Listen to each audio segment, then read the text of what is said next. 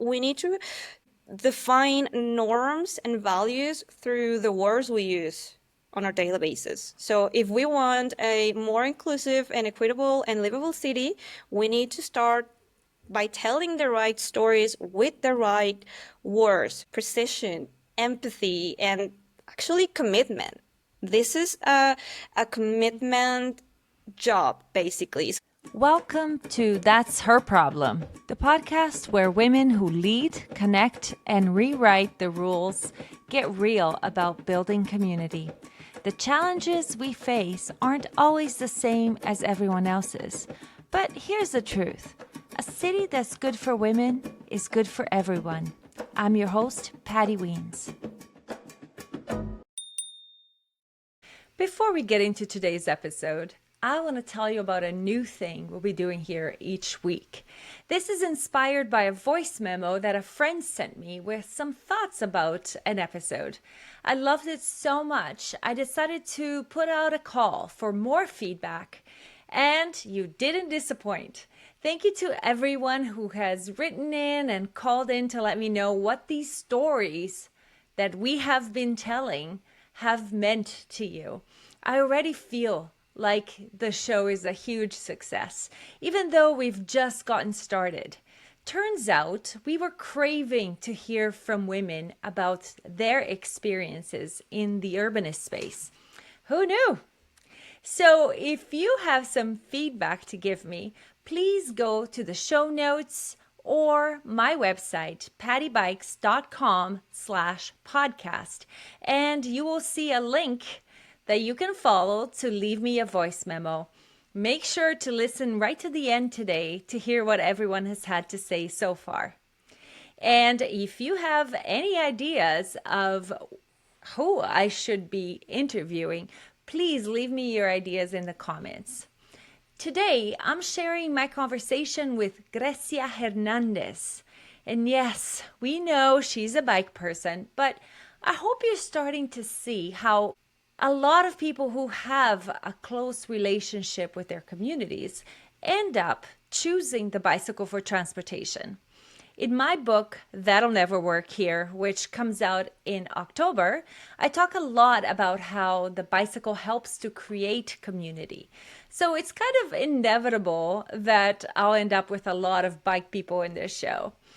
I could apologize, but you know what? It's my show, and I do what I damn well please. Grecia will be talking today about how the bicycle changed her life, of course, but more importantly, how language shapes the creation of a more equitable city. So let's do this thing. Grecia Hernandez, welcome to That's Her Problem. You're in Guadalajara, Mexico, and I'm in Winnipeg, Canada, and yet here we are together.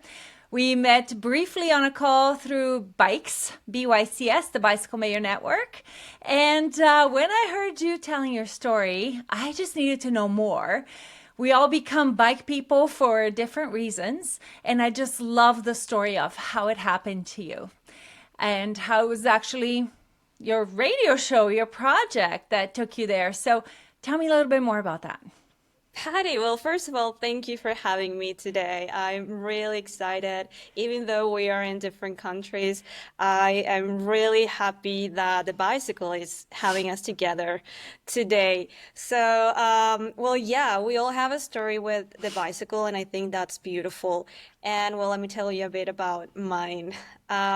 Well, I used the bicycle as my transport since I was like 16 years old. I decided I just wanted to ride my bike to go to my English classes before, like after school.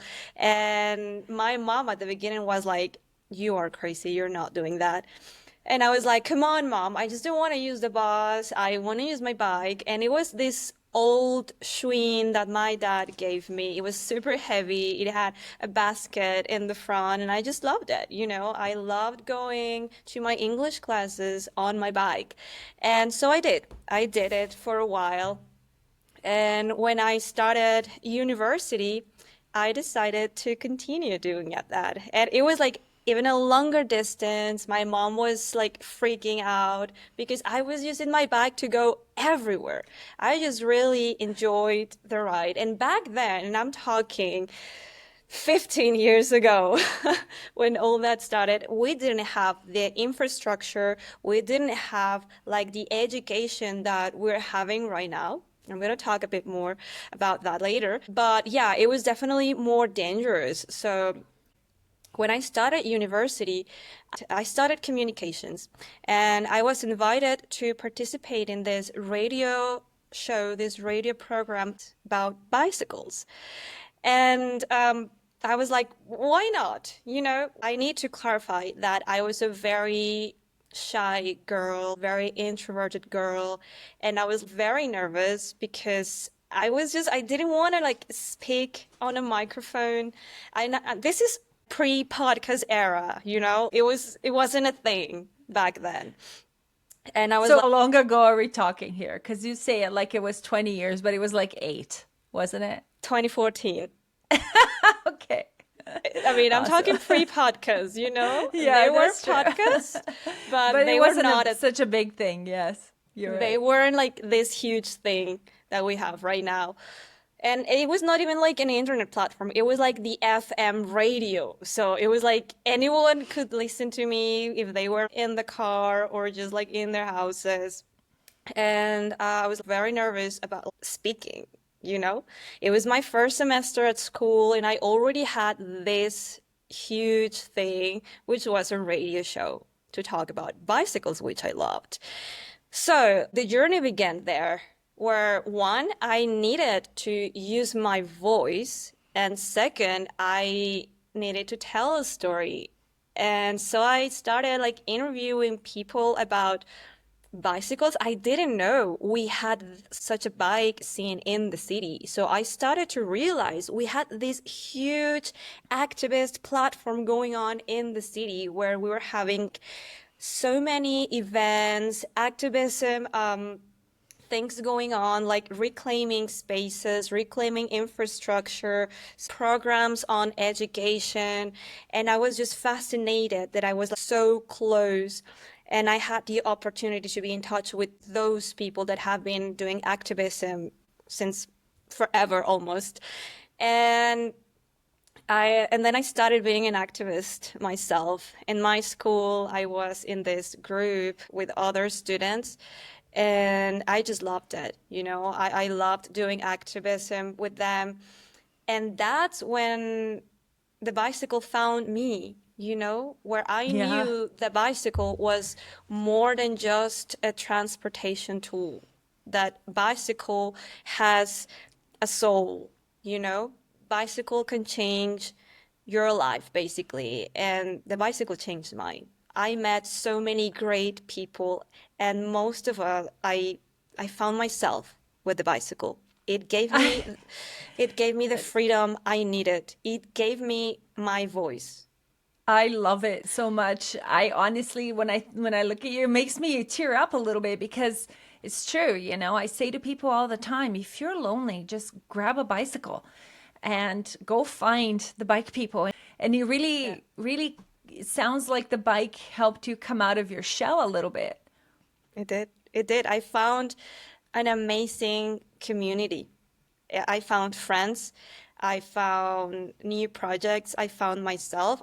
As I said, I was studying communication back then, but then I started to realize that I wanted to do more stuff about bicycles, and I kind of was like, should I study something else? Should I study like urban planning and something? Because I didn't feel, or I felt like I wasn't just meant to be talking about the bicycle because I don't have the technical knowledge to do that, because who am I to speak about communication, about bicycles if I studied communications? But Right. then, yeah, yeah, yeah. But then I realized that they were people like Jane Jacobs, that she is like my inspiration because she was not an urban planner. She was just writing about the city because she lived in the city and she just liked it. So I realized that I can do whatever the hell I want. if I just commit to that. And that's what I've been doing. Everyone thinks I'm an urban planner, but I'm not. I just like talking about bicycles. And that's what I've been doing. I did my radio show for 8 years. And at the same time, I was just doing so many projects about bicycle. I was doing activism. I was just having fun with my friends around bikes. And then I just started like educating myself about all these things. I've been to courses, I've been to Congress, conferences, and a lot of things. It's been such a fun journey. It's interesting you say that because Jane Jacobs is an example. You're an example. Me, we know we don't have experience with urban planning, but I feel like women have a really close relationship with their cities and with their communities because we have to. It becomes our survival, right? Especially if you decide that you're going to ride your bike in your community, all of a sudden you notice the little things. You notice the people you pass all the time. You notice that it starts repeating. It's always the same people walking their dog. It's always the same person who passes you going the other way on a bike, right? Yeah, whether you use a bicycle or not, you have a story with your city. You are an user, You walk the streets, you drive the streets, you use a public transit, so you have a story and an experience. And yeah, your experience is valid. So, one of the things that you told me when we talked previously is that you are going to be reviving your radio show because you did it and then you stopped. How long did you stop for? What's the plan going forward? Yeah, we stopped like almost 3 years ago. Yeah, almost 3 years ago. And we had like this weird transition here in the city because we were very young when we started this and we all grew up. We all like finished school, we all moved out, we all started being adults and trying to survive in this wild world. So the activist scene here in the city started to fade a bit, and many projects just all of a sudden stopped. And I was thinking that I really loved doing the radio show. I realized that I really like talking about bikes, even though that sounds crazy because I was told like you really talk about bikes every week, like how? Like seriously. And I was like, yeah, I can do that. And so I decided to, why not keep doing it? Maybe not on the same level or with the same people or in the same platform, but I just want to continue making interviews just like you. And I'm doing this podcast. It's going to be the Urban Shapers podcast. And I'm trying to just get back on track, making interviews, talking about bicycles and just urban experiences because I realize that not everything is about bicycles. It's way much deeper, and I want to talk about it. I want to talk about the city and pedestrians and public transit, and of course bicycles. So that's We were at a Bike Winnipeg board meeting, and one of our new board directors is an engineer, a transportation engineer, and she told me that one of the things they always say as transportation engineers is that you can't ignore the pedestrian because we're all pedestrians at some point. yeah. We all have to park our cars and be safe when crossing the street or when parking the car to catch the bus to go somewhere. And it really stuck with me because I had heard that before. It's okay. I love it. Whose puppy is it? Is it your puppy? It's my dogs. I'm really sorry. Oh, don't be sorry. I love it. It's great. It's all good. It's a conversation. God. Your dog is excited. Yeah, I'm on the first floor, so every time someone comes in the building, Don't they worry. It's just bark. great. No, it's amazing. And so pedestrians everybody's a pedestrian. But it's hard to find pedestrian activists, right? The people on the bikes, they get really passionate because the bike is their mode of transportation. So they form groups, they have critical mass, they have activism. But then the pedestrians, who takes care of them? So Yeah. oftentimes the bike people are the ones advocating for pedestrians. They're the ones calling attention to issues like the crossing lights. Yeah, And definitely. And yeah, I've been thinking about this a lot because I feel like the self-perception we have, it's like I'm a cyclist or I'm a driver, you know? But when do we say I'm a pedestrian? yeah. Even though we are every single day, it's hard to say I am a pedestrian before saying I'm a cyclist or I'm a driver, but we all are. And luckily here in my city in Guadalajara, we've been growing on that pedestrian like subject, and we have a couple of organizations about pedestrians, and it's beautiful because for the first time in years where we had like tons of cyclist groups, we finally have some pedestrian groups, and they are talking about the art of walking, the rights that comes with walking and infrastructure and everything related. So I think we are kind of like walking towards more into a pedestrian world, and it's beautiful. That's amazing. Who started it? How did it start? Well, a couple of groups just started talking about just people walking, like deaths, for example, because we have like the ghost bike group here, and well, at the same time there are pedestrians dying because of cars, so they started these like ghost pedestrian. I don't know how to translate it in English, but in Spanish it's pasos blancos, which is like a white Ghost steps. shoes, yeah, kind of like that. And Yeah. but yeah, they started talking about that, and it grew up to like more, and they're talking about pedestrians here in the city. They're very nice people. That's Yeah. great. We just had one big thing happen in our city where we will have leading pedestrian lights. So the pedestrian walk signal Hmm. goes on for 5 seconds before the green light for cars so that we're not having that conflict of the right turn or the left turn. So it's a big win and it's being implemented across the city. It's very exciting stuff, and what's good for pedestrians is good for everybody. Again, I always say what's good for women is good for everyone. But if we look at it from a transportation point of view, what's good for pedestrians is good for everybody because we always have to look at the lowest common denominator, the most vulnerable road user, and pedestrians, cyclists are definitely at the bottom there.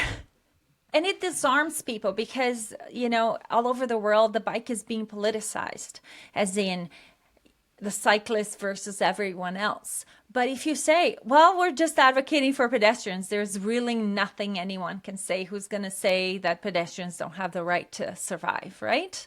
Yeah. So, one of the things that you had told me a little bit was that you had a bit, and again, you said this today, you had a little bit of imposter syndrome because you weren't an urban planner. Rather, you had a degree in communications. And what business did you even have? Who did you think you were? I mean, I think about that all the time. And now, 8 years later, how do you feel about that? What are you working on right now where you find that your communications degree is like the greatest thing you could have ever Yeah. done?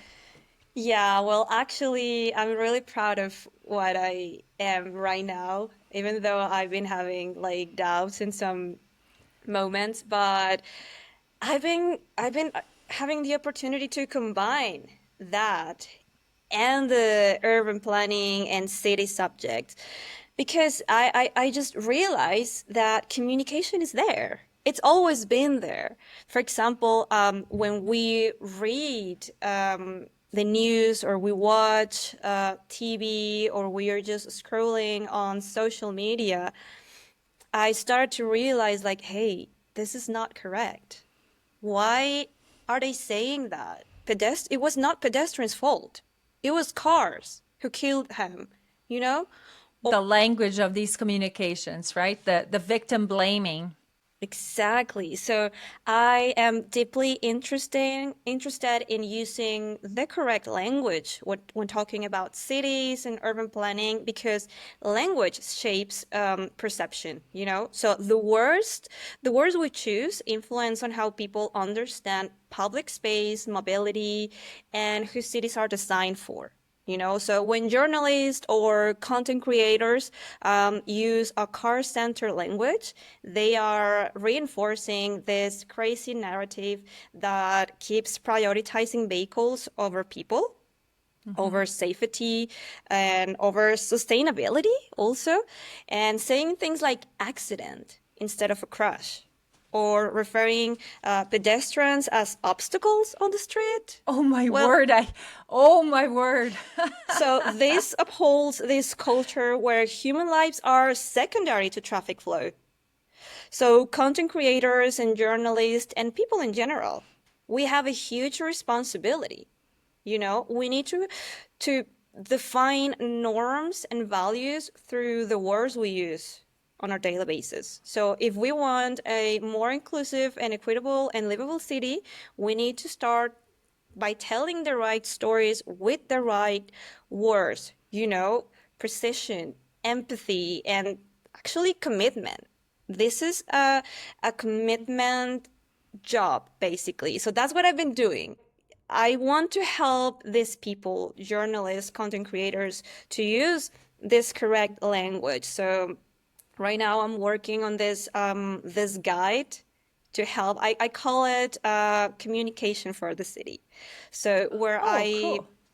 where I am just putting examples and talking about why it is important. Because at school, when we're studying in university about journalism, well, no one is gonna tell us how to write a story about a pedestrian who was killed by a car. No one is gonna teach us that. So I wanna tell them why it is important to write about that from the correct angle. So I'm making this guide called Communication for the City, for them, for content creators and journalists. That's what And I'm how are you working. gonna get the word out to them? Are you in conversations with City Hall, with media outlets? Yeah, I mean, in the past years, I've been giving workshops about this, but right now I want to just make this guide so I can share it with people. And I just had this meeting yesterday, with the bike share system company from here because I'm looking for support and they are very willing to give it. So I'm really happy about that. And I'm pretty sure it's going to happen this year. Hopefully we're going to print it or it can be just like an ebook guide or something like that. But yeah, I want to share with people. And it's in Spanish. Yeah, it's going to be in Spanish. But the English version is coming, right? Yeah, of Please? course. Yeah, I'm gonna look for some help so we can have a very nice translator and hopefully can get to like everyone speaking in English because this is not only something that happens like here in Mexico or Latin America. I'm pretty sure It's everywhere. this language barrier is everywhere because we live in a very car-centered world, sadly. One of the city councilors here referred to pedestrians as problems recently. Damn. And get rid of the problems, you know. They're So everywhere. How dare. everywhere, everywhere. I know. Yeah, no, They just get it's out of terrible. their cars and start becoming a problem, right? It's not you're not a problem until you get out of your car. So, Exactly. yeah. Yeah, no, it's very sad. I love this. I love that you're doing that. We're gonna put a link to some of the resources that you have in the show notes so that we can share that with people, and hopefully Spanish speakers glob onto it right away, and hopefully you get some requests to translate it into all kinds of languages. I can help you with Portuguese, maybe even Oh, English, and cool. let's get this Yeah. going, right? It's a great Yes, idea. please. Let's put it all over, right? Yes, So please. we're often told that we need to have a seat at the table. We say this to each other. You know, I want to have a seat at the table. I want to have a seat at the table. But over here in my world, We're setting our own tables and we're laying it with the fancy shit. And I'd like to know what that means to you. What does it mean to you to have a seat at the table? I think we all have a seat at the table because we all have a voice. And sometimes we're just too scared to use it. And I'm saying things from a very vulnerable position because I have struggled with my voice. But as soon as I started using it, I realized I do have a seat at the table, even though I'm not an urban planner, or even though I don't know like everything, but it just takes a little bit of just confidence, I think. What do you think? Yes, absolutely. You just got to start saying it. I think that the bicycle gives you a little bit of magic powers because you you're forced to be in a vulnerable position and you start realizing how much is unfair. For me, it was riding my bike in winter. I realized how much how much effort the city puts in making things comfortable for people inside cars. And yet, the sidewalks were not getting plowed. The multi-use paths for bikes were not getting Mhm. plowed. I had to change my route and put myself in the way of danger, right? So the bicycle really gave me a voice to say no, it's enough. The other thing that I feel is a little bit of a magic cape is the fact that we are the bicycle mayors. We Yeah. have this title, right? And so people say, well, she's known as the bicycle mayor or affectionately known. Or some people will say to me, who elected you? I didn't elect you. It's like, no, it's a dictatorship, Or actually. like, does that even exist? Is that even a thing? Yeah, exactly. But if it wasn't for bikes, I wouldn't have met you. I wouldn't be able to just travel wherever I travel, find the bicycle mayor and say, hey, I'm the bicycle mayor of my city. And that connection gives you that power to know what it is that other people are doing in other places. Take the ideas, collaborate, talk, and share, right? So to me, Definitely. yeah. And just knowing that there's more people doing the same, more people having these crazy ideas, because sometimes I feel like I'm alone in this. I feel like no one cares about bicycle, and I'm just this crazy girl who lives in a fantasy world. And maybe I am, but then I meet people like you and like other people, other bike mayors, and I'm like, okay, yeah, we need to keep doing this. When we want just to give up, I remember we are a big network and we need, because this is not about me. This is not about me being the bike mayor. It's about just getting infrastructure because I don't want any more people to die on their bikes. Every time I watch the news and they say uh, a person was killed like while riding the bike, the first thing I do is look at the picture and see that it's not my dad's bicycle you know, Right. because my dad is a cyclist too. And it's just crazy because then I remember I'm doing this just not for myself. It's for other people. This goes beyond me being the bike mayor, being having like this podcast. It's definitely for saving people's life. That's what I'm doing this. I absolutely agree. I always say that I don't have a lot of bike lane years left. I'm in my 50s and I don't know if I will see these bike lanes that I fight so hard for. I will they? Everything takes forever and they always talk about, well, we're going as fast as we can. This is how it works in the city. Well, I'm not going to see it, but I'm not going to stop fighting because I'm hoping that, maybe my kids will decide to leave the car at home once or Yeah. twice a week and take their kids to dance practice by bike or I don't know. So, maybe I'm dreamy, but for the future, we can't just keep adding cars to the roads and expect that that's going to be okay. It's just not sustainable. And for the planet and for our wallets, Yeah, right? definitely. No, there are like many benefits, but yeah, for me, it doesn't feel right to just sit around and not doing anything about it. If I can do at least just one tiny thing, then I'm gonna do it. I love it. Well, I think you're going places, and I can't wait to see. You still have so much ahead of you, and you have this energy, and the bike definitely sort of brought you out of that in quiet space and gave you amplified your voice. You already had a voice, but it really seems to have amplified it for you. Definitely. Right now, I am very confident that even though there's one person that I reach with whatever I'm doing, it's okay because that person is gonna read it or watch it or even ride a bike someday. So yeah, I think I'm just gonna keep like motivated. It's very easy to just throw the towel away and just say, no, this is not working. It's been 10 years and what we have nothing. But yeah, I mean, even sometimes I stay in bed and stuff, but then at the next day it's like, no, I'm doing this because this is my city. Absolutely. I had two people reach out this week to say, I don't really comment on anything, but you've inspired me to get a bike and I've been riding to work. And whenever I see something like that, everything makes sense. And it Exactly. makes it all worth it because the more of us that are out there, the less the city can ignore us, the faster they're going to have to move because the pressure is on.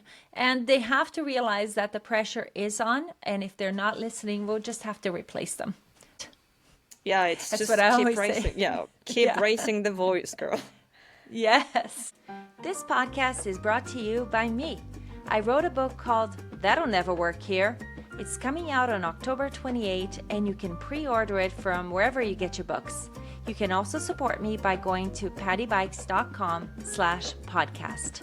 Don't forget to like, subscribe, leave a review, tell your friends, and make it their problem too. Okay, well, we've arrived at the section of the program called Thank You, Amy, where Okay, I okay, love, let's talk first of about all, that this. we both are the bike mayors and we both are Swifties. So I needed to mention this, okay? I know. I'm so excited that I don't have to explain any of this stuff to Yeah. you. Yes, well, she's the queen, so what are you going to do? Yeah, I know.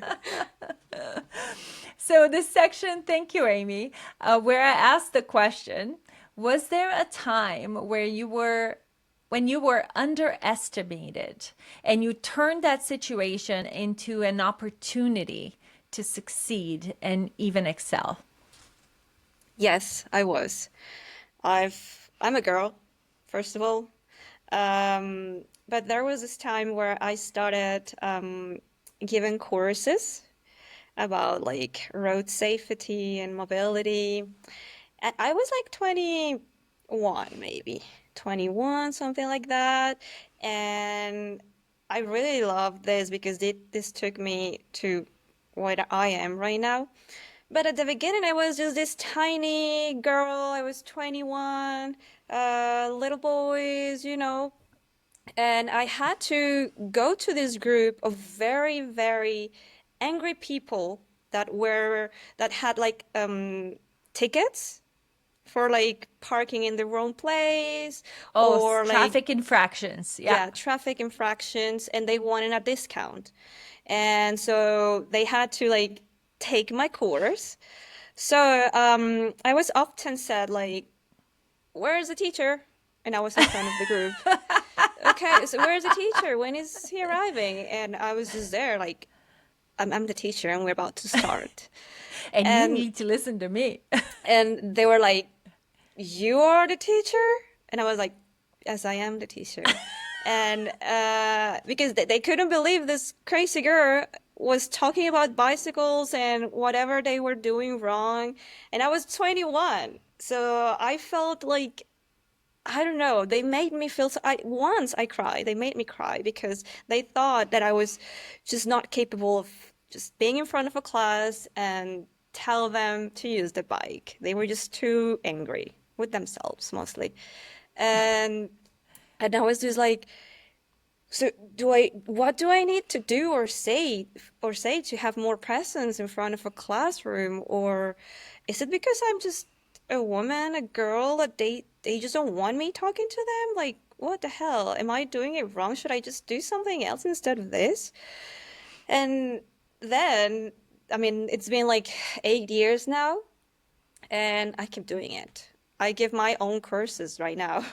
I give them Really? like whatever I want, and it's been great, honestly. Those courses open so many doors for me. Like you have no idea. I started at being very shy, not being very confident, letting them scream to me, letting them talking in a very rude way to me because I was telling them to use a bike. And right now, I've been doing it for years and I love it. I have my own business around that, so it's great. So you have your own business teaching courses to people who have traffic infractions who want to uh, get out of their tickets and get their licenses back. Is that what? That was from the government. I started working with the Right. government. We did it. I mean, not only me, like my group of friends. We started at doing it. It was like 2017, I think. But yeah, people who had like these infractions, and they wanted a discount, they were asked to take this course. Oh, I see. And me and my friends, well, we used to work for the government doing that. And after that, like another group of friends and me were like, let's do this on our own, you know? We can do it. We can go to school, we can go to like others other places to just give courses because we know how to do it. We know that the city needs this. And what we realize with this experience is that like, yeah, people are often not very interested on having a road safety course. But at the end of every course, people were very thankful because even though they are drivers, they've been drivers for years, they didn't have this information. They didn't know that cyclists could use like the whole lane. They didn't know that cyclists had rights. They didn't know like the different kind of bike lanes or like all this information that we were sharing with them. They didn't know it. And it being a driver is just such a huge responsibility because you can kill someone. And they were very thankful that finally someone like was giving them that information. So that's when we realized like, okay, people needs to know this. And we need to find a market and a way that people are interested in buying this. It's going to be difficult, and it's been difficult. But at the end of the day, there's people like willing to pay for education, you know? So you go to schools and businesses Yeah, to I teach mean, this? yeah, for example, like we've done it with schools, with the government, with this car associations, you know, like car agencies. But yeah, we've been doing that for years now. That's so great. I hope you have like some kind of a digital form for this course. Maybe it's Yeah, something well, to think about. Yeah. during the pandemic, we were doing only online courses, you know, and it Great. works. It works very good. Good for you. So now we come to the section where I'm going to ask you a couple of really quick questions, and Okay. some of them you know, some of them you don't. If you were a bicycle, what kind of bicycle would you be? Oh my God. I think I would be this kind of like Dutch bike. You know, Dutch bike, the yes. Dutch The big style. upright, yes. Yeah, the granny With bike. They call it the granny bike. the Oma feet, yes. So like pedal brakes and the whole bit. Yeah, like I don't know how to say like low frame and very accessible, like very friendly. I know I think that bike is made for everyone, and I just like the fact that it's easy to use, and I think that it would be a Dutch So bike. so that's the reflection of who you want to be. You want to be accessible, you want to be friendly, you want to make it easier to interact with you. And Yeah, I mean, I don't want to gatekeep myself, you know. okay. I just want to share what I know and what I like. I love it. Next, what is your superpower?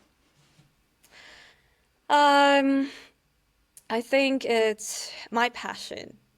My passion has, I don't know, take me places, I guess, because I need to do stuff with passion, otherwise it's pointless. And I know I've just dedicated like many years of my life to the bike, but I've been doing it with passion and I love it and I want to continue doing that. And I think my superpower is just having that passion. Many people they haven't figured out what their passion is. And I think it's a superpower, but also a privilege that I know what I'm passionate about and that I'm doing things about that. So yeah. It's really is a superpower to know this early in life. You know, I didn't come to it until I was 50 or 49 Uh-huh. is when I started really feeling passionate about it. And I think of all the times in my life where I could have, I just thought that having a car wasn't optional. It was a thing I had to do, that I couldn't live my life without a car. Yeah, And but it's now not their that, fault, you know? It's nobody else's fault that we think that way. It's how the city was planned in the beginning. You know, it's of how we were course, raised. yes, but when you think about how old the automobile is, the bike's been around way longer, getting around without a car has actually been more commonplace. Yeah. But yeah, so it's But really when you great that you know, already know. yeah, when you know, and it's very difficult to just give up at this point, I think. Absolutely, 100%. So the next question is, what is your favorite book by a female author? Um, it's When Women Were Birds by Terry Tempest Williams. Okay, I don't know I if you love heard that. it. I have it here actually. Okay. It's When When Women Women Were Were Birds? Yeah, by Terry Tempest Williams because it talks I discovered this like maybe 4 or 5 years ago. Um but it talks about the voice. I feel like I've been talking about the voice today, but I feel like a deep connection with it. And this book it talks about like the voice and how it's like a memoir. It's like a Okay. memoir, but like from a Mormon girl, a Mormon writer, and how the voice it can be used in a different way. This book taught me that the voice is just not about speaking, you know, about it's being about in the present, about claiming space even with silence, with breath, with memory, and with the intention. You know, it reminded me that women's voice can exist even in absence because this book is about like the mother of this writer who just passed away, and she left her diaries to her, and her diaries were empty, and she's trying to discover her mom's voice through those empty diaries, and then she started like talking about how the voice can be even that silence, no, and how finding it is an act of resistance and love. So I don't know, I just love it. My previous guest on the show was Patty Baker from Atlanta. She's also bicycle mayor of Atlanta. Oh, she was. And she told me that her voice is taking space, just taking up space, being a woman on a bicycle. That's her activism, just being present. And I think about that all the time, how it is an act of resistance, rebellion. It's the voice of resistance is to take space. Yeah, no, riding a bike is a political act. We need to know that it's a political act. It's an Yeah, act of because we don't live in resistance. Amsterdam, right? Yeah. We are being activists Ah. when we ride a bike. Even though we are activists or not, we are doing some political thing out there with our bikes. The other day I was talking to my brother. He actually lives in Amsterdam, and in casual conversation, he said to me, we were riding our bikes to soccer, me and my son, and his son is like 6. We were riding our bikes to soccer the other day, and we were talking, and I said, stop. You don't even know. If you say something like that here, you're going to get pounced on. Yeah. You can't say that here. It's an act of defiance just by saying that. You're putting yourself in a different plane altogether. So I think about how sometimes I just want to ride my bike. I don't want to be a person taking up space. I don't want to be making a political statement. I just want to be. I just want to get around the way that I find most fun. Exactly. And I feel like even that is a privilege, you know? Even where you live, it can be a privilege. I feel like I'm a very lucky person because where I live here in Guadalajara, I have access to bike lanes, I have access to local commerce. I feel safe around here in a bike, but I feel like my city has grown like horizontally. So it's massive right now. So distance are way, way longer every day. So I know many people cannot commute from like one point to another. And it's not natural for them listening to me saying like, oh yeah, I went to my Pilates class on my bike, or I went to get my nails on my bike, because it's like, what the hell are you talking about? Like you live in another reality. Yeah. And no, because riding a bike sometimes can be a privilege, you know?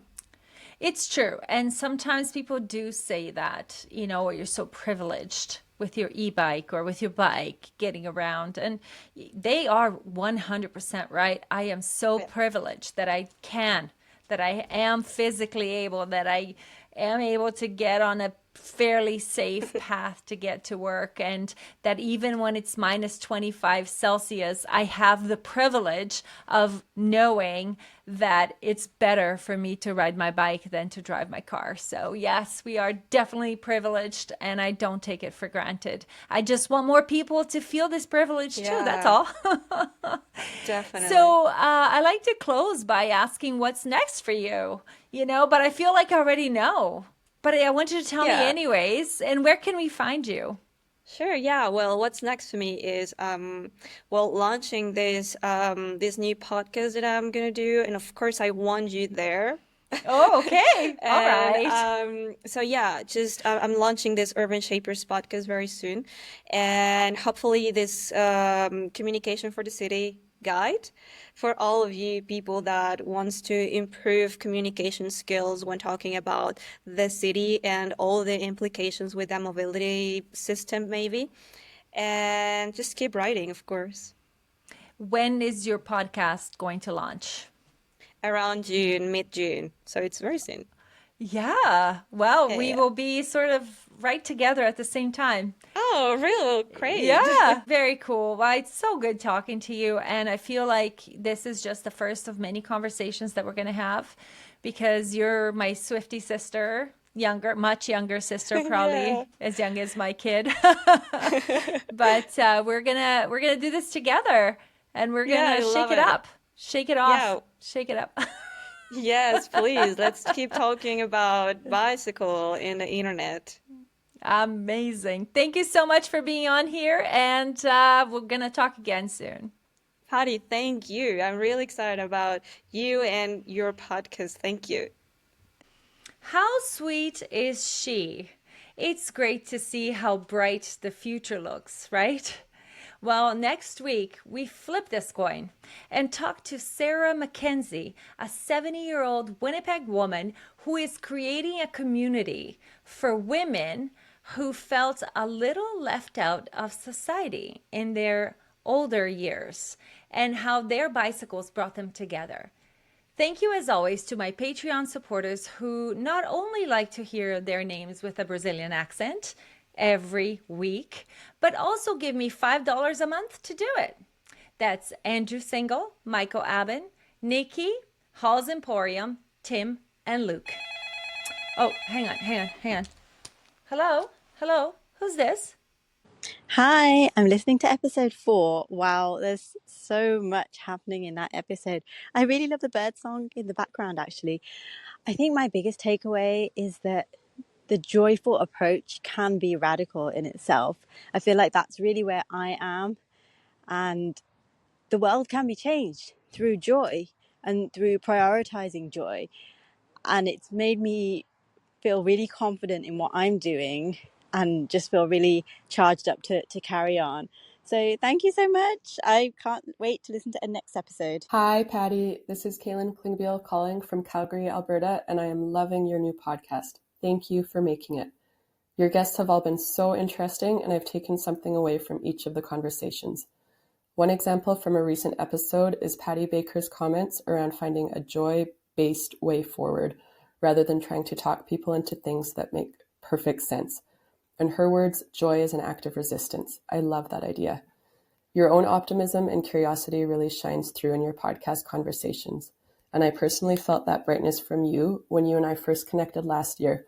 I was working with Tom Babin, who runs the Shifter YouTube channel, on a video about the staggering health improvements from bike commuting, and you shared your personal story with us. I am so glad there's a new way to hear more from you, as well as your amazing guests, and I can't wait to read your new book. Thanks for everything you do, Patty.